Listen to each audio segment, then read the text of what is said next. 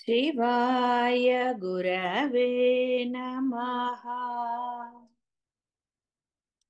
शिवाय गुरवे नमः। शिवाय गुरवे नमः। शिवाय गुरवे नमः। शिवाय गुरवे నమః. కర్మ ప్రవాహం అనంతమైనది. దాని నుండి ఎప్పుడు విముక్తులు కాలేడు మనిషి. చేయవలసిన పనుల జాబితా ఎప్పుడు పూర్తి కాదు. కొన్ని తీసేసినా మళ్ళీ చేరుతూ ఉంటాయి. అవి అప్పుడు భారమై దుఃఖాన్ని కలిగిస్తూ ఉంటాయి. చేరుతూ ఉంటాయంటే మీరు అనుకుంటూ ఉంటారు, ఇంకా నేనేదో చెయ్యాలి, ఇది నాది, ఇది నేను చెయ్యాలి, నేను చేయకపోతే ఎవరు చేస్తారు, ఇలాంటి అనేకమైన అభిప్రాయాలే కర్మ. అందుకే ఇందాక చెప్పుకున్నట్టుగా అమ్మ దాంట్లో నీవేది అనుకోకు. అది ఏదైనా సరే, మీ ఉద్యోగమా ఇంకోటా ఇంకోటా ఏది అనుకోకు. రమణ మహర్షి సుమ్మ ఇరు నోరు మూసుకు కూర్చోరా అంతే. ఆయన ఏమైనా ప్రయత్నం చేశాడా? ఆశ్రమం ఎవరన్నా కడితే బాగుండు, నాకు ఎవరన్నా అన్నం పెడితే బాగుండు, ఆయన ఏం చేయలేదు. ఎందుకంటే అపార విశ్వాసం ఆయనకి ఆ పరబ్రహ్మం యందు తెలిసిపోయింది, పరమసత్యం. అలా ఉండిపోయాడు.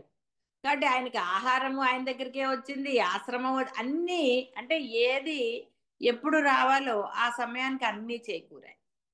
దాని గురించిన ఆ ప్రయత్నం ఆయన ఎప్పుడూ చేయలేదు. ఈయనదే తీసుకున్నా మనకి అదే కనపడుతుంది, పెరియవారిని తీసుకున్నా కూడా మనకి అదే కనపడుతుంది. పెరియవారు ఎప్పుడు ఆశ్రమానికి డబ్బులు లేవనో ఇంకోటనో ఆయన ఏం ప్రయత్నం చేయలేదు. ఇది ఆ పరమాత్మది, అంటే అక్కడ శివారాధన జరుగుతుంది కాబట్టి అతనిది అతను చూసుకుంటాడు అనే ధీమాతో ఉన్నాడు. అంటే ఆ పూర్ణ విశ్వాసం.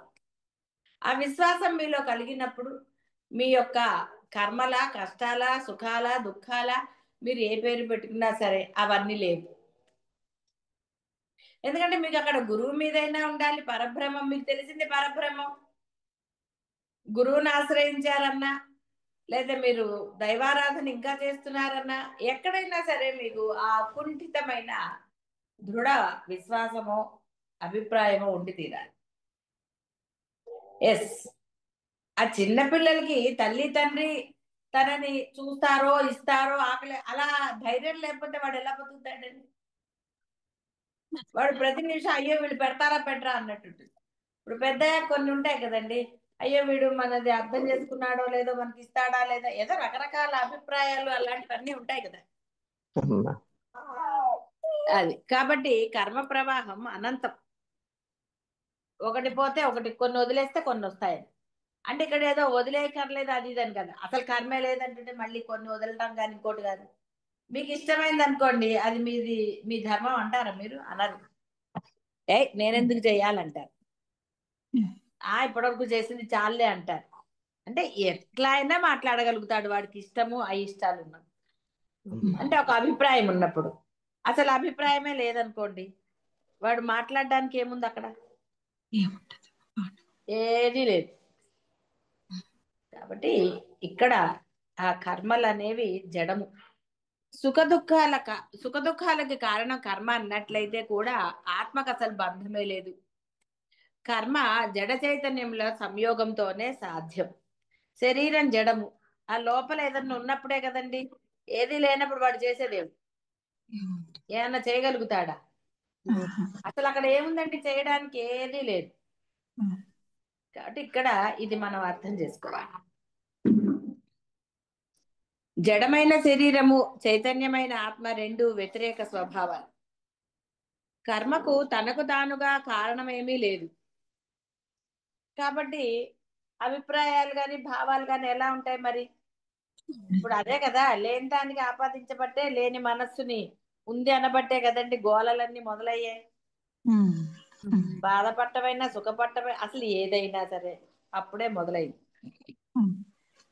కర్మను ఆచరించేవాడే అనగా కర్తయే కర్మ ఫలములు అనగా సుఖ దుఃఖములు అనుభవించు భోక్త అవుతాడు. కర్మ వస్తువులో మార్పు తీసుకొస్తుంది. కర్మలను ప్రోత్సహించు వానిపై కూడా కర్మ తన ప్రభావాన్ని చూపిస్తుంది. ఆత్మ కర్త కాదు, కారకుడు కాదు, కర్మ విషయము కాదు. అందుచేత వీటన్నిటిచే ప్రభావితం కూడా కాదు.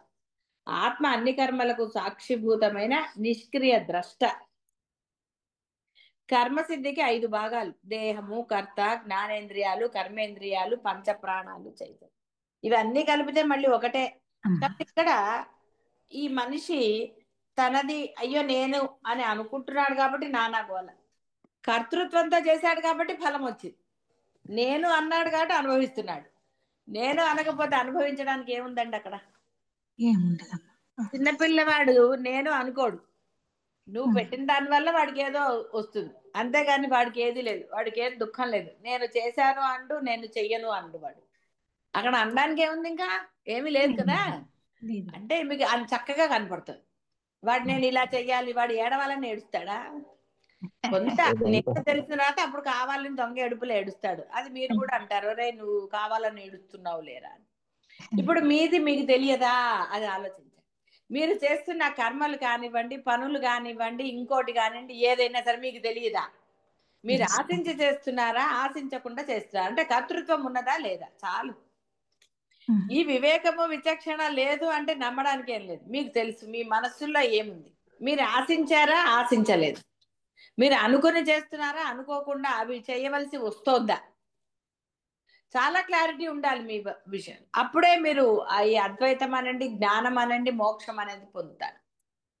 కానీ మోక్షం అనేది ఏదో చనిపోయాక కాదు పొందవలసింది. ఎప్పుడు పొందాలో అప్పుడు పొందాలి. దేహం ఉన్నప్పుడు పొందాలి. ఈ క్షణమే పొందాలి. ఈ క్షణమే పొందాలంటే ఈ క్షణమే నువ్వు అభిప్రాయాలు మార్చేసుకో అంటే లేకుండా చేసుకో అని. నేను లేకుండా ఉండు. ఎవరు ఏదడిగినా సరే అనమని చెప్పాను. ఆ సరేలో కూడా నువ్వు అనుకుని సరే అనకు. ఆ సమయానికి నీ దగ్గర నుంచి ఏదొస్తే అదే. ఇక్కడ సరే అనండి అంటే అర్థము అన్నిటికీ బురకాయ ఊపేయమని కాదు. అర్థం అంటే ఆ సరే అనే అభిప్రాయం కూడా. ఏ అభిప్రాయం లేకపోతే సరే అని కదా. మౌనం అర్ధంగీకారం అన్నారు, పూర్ణాంగీకారం అనలేదు. కాబట్టి అక్కడ నీలోంచి మాట రావాలంటే మాట వస్తుంది. ఫైటింగ్ అంటే ఫైటింగ్ వస్తుంది, ఏదో ఒకటి వస్తుంది. అప్పుడు మీకు పెద్ద ఇది ఉండదు. ఒక్కోసారి చూడండి ఫైటింగ్ చేసి అబ్బా బలి చేసా కదా అనుకుంటారు కదా. కాబట్టి ఏది జరగాలి అది జరుగుతూ ఉంటుంది. అనుకుంటేనే గోల, అనుకోకపోతే అసలు ఎప్పుడు ఏ గోల లేదు. అన్ని బాగానే ఉంటాయి. ఆ సమయానికి నీకు ఏది అరేంజ్ చేయాలో వాడు అరేంజ్ చేస్తాడు. అన్ని జరుగుతాయండి, అనుకూలంగానే జరుగుతాయి. నీకు అనుకూలంగా నీకు తృప్తి కలిగేటట్టే జరుగుతాయి. కానీ నువ్వు ఆచరించేదాను లేకపోతే దైవం అను ఏదైనా సరే దాని మీద నేను అనే కర్తృత్వ భావన ఉండరాదు. నేను అన్నావా అనుభవించి తీరాల్సిందే. ఎవడు చేసిన కర్మ వాడు అనుభవించక తప్పదనలా. కాబట్టి నేను చేస్తున్నానంటే అంతే. అది ఏదైనా సరే అది నిజంగా నీ ధర్మమైనా నువ్వు చేయవలసి ఏమిటి? నేను ధర్మమే చేశానంటే వాళ్ళకి మంచే చేశాను. నువ్వు మంచి అంటున్నావు, వాడికి అది చెడు అవుతుందేమో. కూర్చోబెట్టి పోషిస్తే ఏమవుతుందంటే వాడు సోమరిగా తయారవుతాడు. అప్పుడు ఆ దోషం ఎవరికి వచ్చిందంటే వీడికే వచ్చింది. నిన్ను ఎవడరా పోషించమన్నాడు? అయ్యో అదేమిటంటే చూస్తూ ఎలా ఊరుకుంటావంటే మరి బోల్డ్ మంది ఉన్నారు, వాళ్ళందరికీ ఎందుకు చేయలేదంటే సమాధానం ఉందా? నువ్వు బంధుత్వాన్ని చూసావు, లేకపోతే ఇంకోటి ఏదో చూసావు. వీటన్నిటికీ మూలము నేను. ఈ నేను అనేది నువ్వు అనుకోకపోతే అక్కడ ఏం జరగాలో అదే జరిగేది. అంటే నీ చేత పెట్టించాలో పెట్టించక్కర్లేదు, ఇలాంటివన్నీ జరిగేవి కదా. నువ్వు అనుకున్నావు కాబట్టి అవతల వాడు నీతో సరిగ్గా ఉండొచ్చు, ఉండకపోవచ్చు, నానా రకాలు. వీటన్నిటికీ తోడు అహంకారం ఒకటి వస్తుంది, ఆహా నేను కాబట్టి అని. కాబట్టి ఇక్కడ ధర్మము అంటే ధర్మం అనండి, కర్మ అనండి, ఏదైనా సరే నేను చేస్తున్నాను అన్నప్పుడే గోల మొదలవుతుంది. నేను చేశాను అన్నప్పుడు గోల మొదలవుతుంది. నీకెందుకు, నువ్వు చెయ్యి, నీకు లభించేది పరమాత్మ నీకు ఇచ్చి తీరుతాడు. ఆశించినప్పుడే గోల మొదలవుతుంది. అయ్యో నేను చేశానే మరి ఏంటి అన్నప్పుడే. రిటర్న్ గిఫ్ట్ ఉందన్నా కదండి బాధ వచ్చింది. చూడండి పక్క వాళ్ళకి ఇచ్చి మీకు ఇచ్చే వారికి ఎంత టెన్షన్ అండి. అదే రిటర్న్ గిఫ్ట్ నచ్చండి అనుకోండి, అమ్మ ఫోన్లు ఇవ్వకపోతే ఏం చేసుకుంటాను దాన్ని. ఇంకో అభిప్రాయం వస్తుంది, ఫ్రీగా వచ్చింది ఎందుకు వదులుకోవాలి. నేను గిఫ్ట్ ఇచ్చానండి అంటాడు. నువ్వు ఇచ్చిన గిఫ్ట్ ఎంత? ఇలా అనేక రకాల కర్మలు, అభిప్రాయాలు అంతే, కర్మలు అంతే, అన్నీ అంతే. కాబట్టి కర్మ తనంతట తానుగా ఎప్పుడూ లేదు. వీడు నేను అన్నప్పుడే బయలుదేరింది. ఫలితం కూడా లేదు.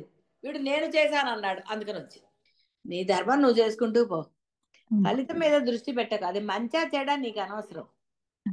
ఏమండి నేను అసలు ఎంత మంచిగా ఉన్నానో అనొచ్చు.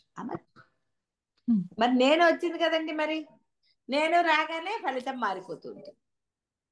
నేను లేనప్పుడు ఫలితం మీద ఏది ఉందండి? ఏమి ఉండదు. బయట వాతావరణం మారుతూ ఉంటుందండి. చలి వేస్తుంది, వాన వస్తుంది, ఇంకోటి వస్తుంది, ఇంకోటి వస్తుంది.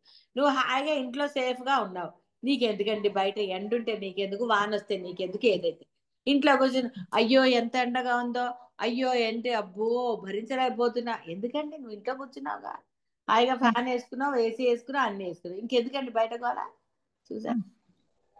అక్కర్లేనివి తగిలించుకుంటే అలాగే ఉంటుంది. అబ్బో ఎంత వాన పడుతోందో, వచ్చి ఎలాగా అది ఇది అన్నారు అనుకోండి, ఎందుకు నీకేం బాధ, నీకేం బయట పనులు లేవు, హాయిగా ఎంజాయ్ చేయి. దాని బదులు తీరిగ్గా కూర్చున్నాను. ఇదే అక్కర్లేని కర్మలు, అక్కర్లేని ఆలోచనలు, అక్కర్లేని స్టేట్మెంట్లు, ఇలా ఏదో చేసేసరికి నానా గోల. అప్పుడే మొదలయ్యాయి. జడం తనకు తానుగా ఏ కర్మ చెయ్యలేదు. చైతన్యం కూడా దేహాది పరికరాలు లేకుండా కర్మ ఎలా చేస్తుంది? జడ చైతన్యాల సంయోగం చేతనే ఏ కర్మ అయినా. అవి రెండు చీకటి వెలుగుల వలె వ్యతిరేక స్వభావం కలవి. వాటి సంయోగం సంభవం కాదు. ఈ విధంగా కర్మ అనేదే సాధ్యం కాదు. అలాంటప్పుడు సుఖ దుఃఖాల ప్రశ్న ఎక్కడిది? అవి రెండు కూడబలుక్కుని చేశాయండి. ఇద్దరు కలిసి కూడబలుక్కుని చేసినట్టు 10 మంది కూడబలుక్కుంటారు. ఇక ఇక్కడ చూడండి ఉంటుంది 10 మంది. ఒకళ్ళు సరే అంటారు, ఒకళ్ళు కాదంటారు, ఇంకోళ్ళు అంటారు, మళ్ళీ భేదాభిప్రాయాలు, మళ్ళీ ఇంకో గోలలు ఎన్ని వస్తాయండి? ఇద్దరే అనుకోండి, ఏదో గూడు పుటాన్ని చేస్తారు, లేకపోతే ఏదో అయితే అయిపోతుంది. ముగ్గురు అలా పెరిగారు అనుకోండి, ఇక రాలేదండి, రాజకీయాలు రాలా, అది కొంత కాలం పట్టుకు ఉంటాయండి. కర్మ ఫలితం అదే. ఏ అభిప్రాయం లేదనుకోండి, ఏ గోళ లేదు, అయిపోయింది, ఆ పని అయిపోయింది, దాని గురించిన చింత అనవసరం. అయిపోయాక అన్నా లాభం లేదు, అవ్వకముందు అన్నా లాభం లేదు, జరగాల్సింది జరుగుతుంది. రెండు బాధలే, రెండు సుఖాలే. ఏదన్నా సుఖం ఎక్కడుందండి? క్షణికంగా లేదా? మీరు పని చేశారు, మెచ్చుకోకపోతే ఎంత బాధ అండి. కానీ నన్ను మెచ్చుకోలేదంటారు. ఎన్ని గోలలండి. గురువుల దగ్గర మరీ గోల కదండి. గురువులు మెచ్చుకోరు మీరు చేస్తే. గురువులు మెచ్చుకుని మేకతోలు కప్పితే ఎలాగంటే అహంకారం పెరగదు. మీరు సేవ చేశానన్నారు, సేవని మెచ్చుకుంటే అది కర్మ అయిపోతుందండి, గుర్తుపెట్టుకోండి. మీరు సేవను చేసింది గురువు మెచ్చుకున్నాడు అనుకోండి, ఎలర్ట్గా ఉండండి. ఇప్పటి నుంచి గురువు మెచ్చుకుంటే మీది కర్మ అయిపోతుంది. అందుకని మనసులో ఆశించకుండా చేసేది సేవ అవుతుందని చాలా సార్లు చెప్తారు. అది గురువుకే కాదండి, దైవానికైనా మీ ఇంట్లో మనుషులకైనా సరే ఆ సేవ, అందరూ పరబ్రహ్మ స్వరూపులే కదా. మీరు ఆశించకుండా చేసినప్పుడు అది అంటే ఆ సేవ అయ్యి, ఆ సేవ మిమ్మల్ని కర్మలంపటం నుంచి తగ్గిస్తుంది. ఆశించి చేసినది కర్మ అవుతుంది, మీరు దాని ఫలితం అనుభవించి తీరవలసిందే. అందుకే ఎందుకని నైవేద్యం అంటారు, లేదా ఏదన్నా తింటున్నా తాగుతున్నా స్మరణ చేసుకుని చేయరా, అప్పుడు దోషాలు ఏమైనా పోతా అని ఎందుకు చెప్తారండి? ఒట్టిగా పని పాటలాగా చెప్పలేదు. అది నైవేద్యంగా, నైవేద్యము నా లేనిది నైవేద్యం, నీకు నివేదించానయ్యా, అది నా అనుకున్నది నీకు నేను నివేదించాను, కానీ అక్కడ నా లేదు, నీదే నీకు నైవేద్యం సమర్పించాను, నీది నీకు నివేదన చేశాను. కాబట్టి అప్పుడు ఇంకా వీడికి దిగులు లేదు, శుచి శుభ్రతగా అలా చేసి నీకోసం చేశారు. మీరు బాహ్యమైన బంధాలతో చెప్పారండి నీకోసం నీకోసం అని. ఎందుకు అవతల వాడు ఏదో సంతోషిస్తారని కదా, సంతోషించి మేకతోలు కప్పుతారేమో అని. చూసారండి, వాడి కోసం ఎన్ని చేసి పెట్టాను, వాడి కోసం అంటూ ఓపిక ఉండాలి. ఇక ఎన్ని మొదలయ్యాయండి గోలలు. అదే అసలు ఏది లేదనుకోండి, నీ ధర్మం నువ్వు చేసావు, నీకు చేయాలనిపించిందో ఏదో ఒకటి అనిపించింది అంటే అక్కడ వేరే, అలా అనుకున్నారా అప్పుడు చేసేసారు, అనుకోవటము చేయటం అలా జరుగుతోంది. అప్పుడు ఏమన్నా దిగులుందా? ఏమీ లేదుగా. అది సార్. కాబట్టి కర్మ ఎప్పుడు అలా కర్మలు కర్మఫలాలు వస్తువులపై వ్యక్తులపై ప్రభావం కనపడుతూనే ఉంటుంది. కాబట్టి ఇక్కడ ఈ యొక్క ఇవన్నీ కూడా ఆరోపించబడినవే. కర్మ సాపేక్ష సత్యం, నిరపేక్షమైన ఆత్మపై అది ప్రభావం చూపదు. ఆత్మ ఎప్పుడు నేను చేశాను అనలేదండి. పరబ్రహ్మ అన్నాడా ఈ సృష్టి అంతా నాదే అని? ఆయన నువ్వు ప్రశ్న వేస్తే అవునరా నేను చేశాను అన్నాడు, అంతే తప్ప నేనే చేశాను అనలేదు, నా వల్లనే జరిగింది అనలేదు. అయ్యే ఎవరు చేశారు అని ప్రశ్న వేసుకుని నువ్వు దాన్ని తెలుసుకోవడానికి ప్రయత్నం చేసినప్పుడు మాత్రమే నీకు అది తెలియబడింది. లేదా నీకు తెలియబడాలని ఆయన సంకల్పించినప్పుడు మాత్రమే నీకు తెలియబడింది. ఆయన సంకల్పించాడు. ఆయన సంకల్పంలో కర్తృత్వం లేదు, ఆశించటం లేదు, ఏదీ లేదు. కాబట్టి ఆయన నిర్వికారంగా హాయిగా సాక్షిగా మాత్రం ఉన్నాడు, గొడవ లేకుండా. ఎప్పుడైతే నువ్వు ఆశించటమో ఇంకోటో మొదలెట్టినప్పుడు కదండి మొదలైంది. అయ్యో ఇంకా ఎప్పుడు పొందుతావు, ఇప్పుడు ఏ స్టేజీలో ఉన్నావు అన్నప్పుడు ఏంటంటే ఆశించారు కాబట్టి ఏ స్టేజో గురించి తెలుసుకోవాలి. బస్సు రైల్లో ఎక్కాక దిగాలి కాబట్టి ఏ స్టేషన్ వచ్చిందని అడుగుతారు.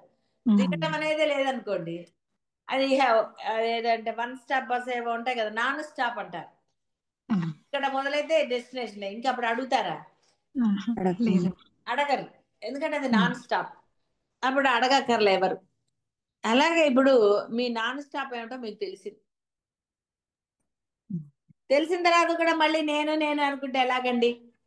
నేను చెయ్యాలి, నేను ఇది చేయాలి అన్నప్పుడు, నేను చెయ్యాలి కదా అనుకున్నప్పుడు కంటే బాధ వచ్చింది అవతల వాడు సరిగ్గా లేకపోతే, అది వాటి సంస్కారం. నువ్వు గుర్తించావు అంటే అర్థం ఏమైందండి? నేను ఉంది కాబట్టే గుర్తింపు జరిగింది. ఎందుకంటే నేను అని నువ్వు అన్నావు కాబట్టి, ఇది నా పని అన్నావు కాబట్టి రకరకాలుగా జరిగాయి. అసలు ఏది లేదనుకోండి, అప్పుడు జరగడానికి ఏముంది చెప్పండి? కాబట్టి సుమ్మయ్యరు, సుమ్మయ్యరు అన్నప్పుడు కర్మ లేదు. అందుకే జ్ఞానికి కర్మ లేదు అన్నారు. చేసినా చెయ్యనట్టే అన్నారు. చేసినా అంటే ఆయన నేను అనుకుని చెయ్యడు కదండి. నేను అని చేసినప్పుడు కదండి గోల మొదలవుతుంది. అప్పుడప్పుడు అంటే సందర్భానుసారం ఆయన అంటారు, అంటే అన్నంత మాత్రాన నేనుతో చేసినట్టు కాదు ఆయన. అవతల వాడికి అర్థం అవ్వడానికో, వాడు ఆచరించడానికో, వాడిలో మార్పు రావడానికో ఆయన చెప్తూ ఉంటారు. అంతే తప్ప స్వయంగా తాను చేశాడని కానీ దాని ఏందో అపేక్ష కానీ ఏదీ లేదు. అంతే. అది అది ఏంటండి అదంటే అది అంతేనండి, ఇంకా వేరే ఏం లేదు. కాబట్టి నిరపేక్షమైన అంటే అసలు ఏ ఆశ లేదు ఆత్మకి. మీలో ఎందుకు ఉండాలండి అంటే మీరు ఏం చెప్పగలరండి? నేను చాలా పుణ్యాత్ముండి అందుకే నాలో ఆత్మ ఉంది అని అనగలరా? డబ్బులు ఉన్నాయని, లేకపోతే నేను డాక్టర్ని, లేకపోతే యాక్టర్ని, లేకపోతే లాయర్ని, ఇంకోటి ఏదో ఏదైనా చెప్పినా ఆత్మ ఉంటుందండి మీలో? అవసరం ఏముంది ఆత్మకి? ఏదీ లేదు. అందుకని నిరపేక్షం, అపేక్ష ఏమీ లేదు దానికి. నువ్వు గుర్తించినా గుర్తించమని నీలో ఉంది కదా. మీలో ఆత్మ ఉందండి ఇప్పటి వరకు. బోధ జరిగాక కదండి అమ్మో ఏదో ఉంది నాలో అనుకున్నారు, లేకపోతే ఏదో గుండె కొట్టుకుంటోంది అన్నారు. ఇది కూడా చాలా సార్లు గుండె ఎలా కొట్టుకుంటుంది ఎప్పుడైనా ఆలోచించారా? లేదు. డాక్టర్ అని వచ్చి రోజు కీ ఇస్తున్నాడా మీకు? ఏదో సంవత్సరాలకి అలా ఏం లేదు. మీరు పుట్టినప్పటి నుంచి పాప అది కొట్టుకుంటూనే ఉంది. రెస్ట్ తీసుకుంటుందా పాపం గుండె? లేదమ్మా. మీరు ఏమన్నా గుండెకి ఏమైనా చేస్తున్నారండి? మీ ప్రాణానికో మీ ఊపిరికి ఏమైనా చేస్తున్నారా? ఊపిరి ఆడుతుంటే పాపం ముక్కు దగ్గర వేలు పెట్టి చూసుకుంటారా రోజు? పడుకునేటప్పుడు ఏదన్నా ఇచ్చేసి లేవగానే మళ్ళీ ఇచ్చేస్తారు, చేయరు కదా. అంటే ఏదో ఉంది కానీ దాని గురించి మీరు ఆలోచించలేదు. ఆలోచించకపోయినా తెలుసుకోకపోయినా మీలో ఉంది కదండి. అంటే అదేమీ ఆశించలేదు కదా. అలాగే తల్లిదండ్రుల ధర్మం అంటారు, ఆశించకుండా పిల్లల్ని పెంచు. నీ ధర్మం. నువ్వు చదువు చెప్పించావంటే ఆశించి చదువు చెప్తే నాన్న గోల. ఆశించి ఏది చేసినా అంతే కదండి. తల్లిదండ్రులే కాదు పిల్లలైనా అంతే. ఆహా మా అమ్మకో మా అత్తగారికో సేవ చేస్తే నాకు ఆస్తి ఇస్తుంది అనుకుంటే ఇవ్వకపోతే ఏమవుతుందండి? అసలు ఎన్నో బాహ్య ప్రపంచంలో ఏది ముట్టుకున్నా తలకాయ నొప్పి. అందుకే అన్ని సుమ్మ ఇరు అంటే అసలు ఏ గొడవలు. సుమ్మ ఇరు అంటే గొడవ ఎక్కడ ఉందండి? లేదు.